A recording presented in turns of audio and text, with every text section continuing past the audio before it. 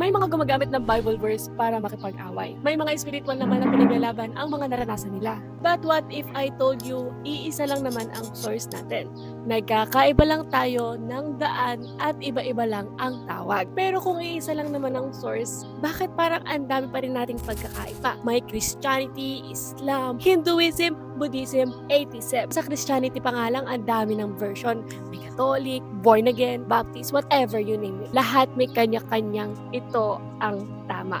Well, the truth is, hindi naman talaga nagbago ang source. Nagkakaiba lang tayo ng experience, ng lingwahe at ng kultura at ng klase ng buhay na kinalakihan natin.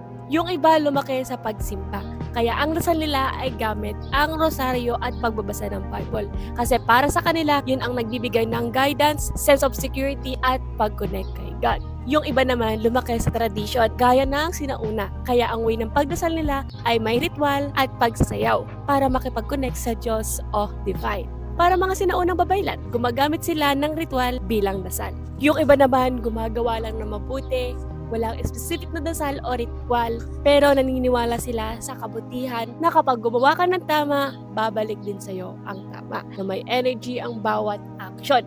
At yun ang way nila ng pagdasal sa life mismo. Walang mali sa alinman doon. Iba-iba lang tayo ng way, pero pare-pareho lang naman ang gusto natin eh. Connection, peace, and truth. At kung minsan, hindi naman talaga masama ang paraan mo. Baka hindi lang talaga siya naiintindihan ng iba.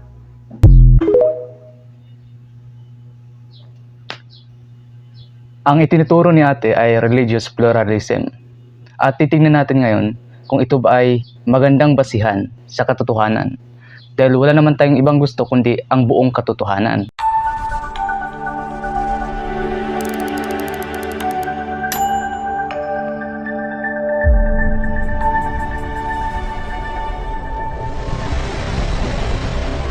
Ang religious pluralism ay may paniniwala na ang lahat ng relihiyon ay daan tungo sa Diyos at ang lahat ng pananampalataya ay tama. Kung ang lahat ng pananampalataya ay tama, sino ang mali? Dahil kung titignan natin ngayon, ang mga relihiyon at denominasyon, may iba-ibang pananaw, may iba-ibang sources sa kanilang pananampalataya. Gaya ng Islam na mayroon silang Quran at ang Kristyanismo ay mayroong Biblia.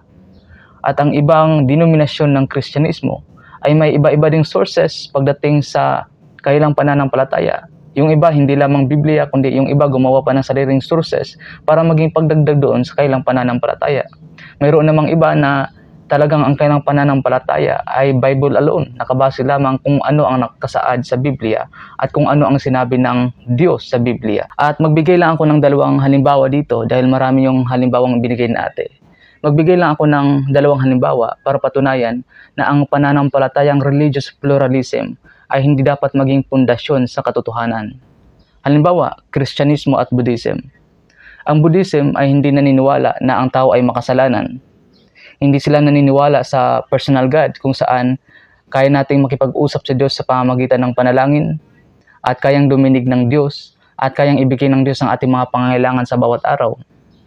Hindi naniniwala ang Buddhism na ang sanlibutan ay ginawa at ang gumawa nito ay ang Diyos. Hindi naniniwala ang Buddhism na ang tao ay may puputahan, afterlife, langit or impyerno.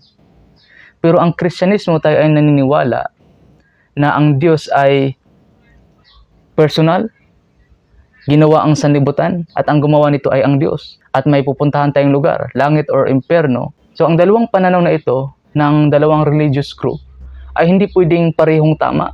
May isa lang talagang totoo. Malayo po ang pagkakaiba at hindi pwede na ang dalawang pananampalataya ito or ang lahat ng relihiyon ay parehong tama. Kasi kung parehong tama, ba't pa nagtatalo?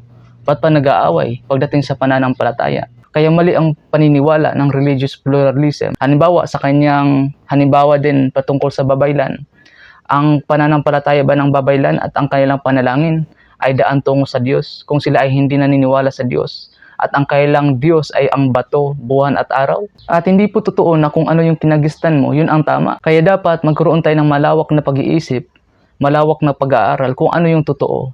Hindi lamang yung mababaw na pangunawa sa mga bagay na nakikita natin. Dahil mayroon po talagang absolute truth.